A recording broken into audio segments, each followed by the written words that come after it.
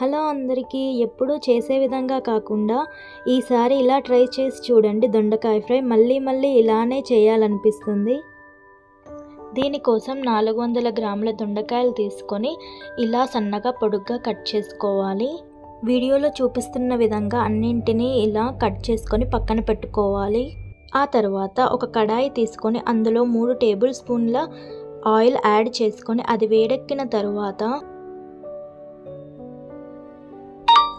ఆవాలు, జీలకర్ర, కొంచెం శనగపప్పు మరియు మినపప్పు యాడ్ చేసుకొని అది దోరగా వేయించుకోవాలి.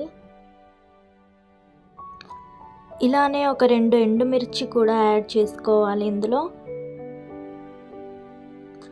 తర్వాత పసుపు యాడ్ చేసుకొని అన్నింటినీ దోరగా వేయించుకోవాలి. తరువాత ముందుగా కట్ చేసి పెట్టుకున్న దొండకాయలను కూడా యాడ్ చేసుకొని అన్నింటినీ ఒకసారి కలుపుకోవాలి. అంతా మంటని లో ఫ్లేమ్ మీద పెట్టుకొని దొండకాయలు రంగు మారేంత వరకు వేయించుకోవాలి ఇలా కలుపుకుంటూ. ఇది వేగేంత వరకు మరొక ప్యాన్ తీసుకొని అందులో 4 లేక 5 ఎండుమిరపకాయలు మరియు కొన్ని ధనియాలు, ఒక చిన్న దాల్చిన చెక్క వేసి ఇవన్నింటిని దూరగా లో ఫ్లేమ్ మీద వేయించుకోవాలి.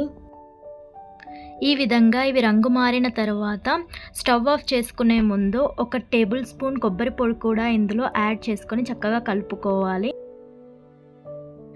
ఇవన్నీ చల్లారిన తర్వాత ఒక మిక్సీ జార్లో వేసేసుకొని మెత్తగా పొడి చేసుకొని పక్కన పెట్టుకోవాలి. ఒక 20 నిమిషాల తర్వాత దొండకాయలు ఇలా చక్కగా వేగిపోయాయి.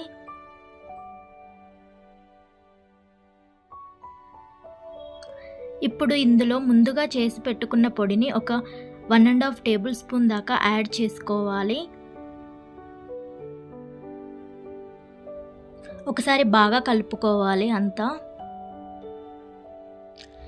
ఆ తర్వాత రుచికి సరిపడా ఉప్పు వేసి అంతా కలుపుకోవాలి మరోసారి.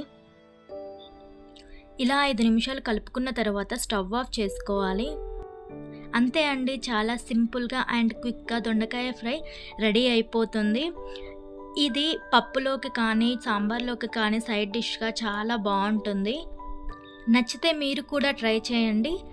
ఇలాగే మరెన్నో వంటకాల కోసం ఛానల్ని సబ్స్క్రైబ్ చేసుకోండి.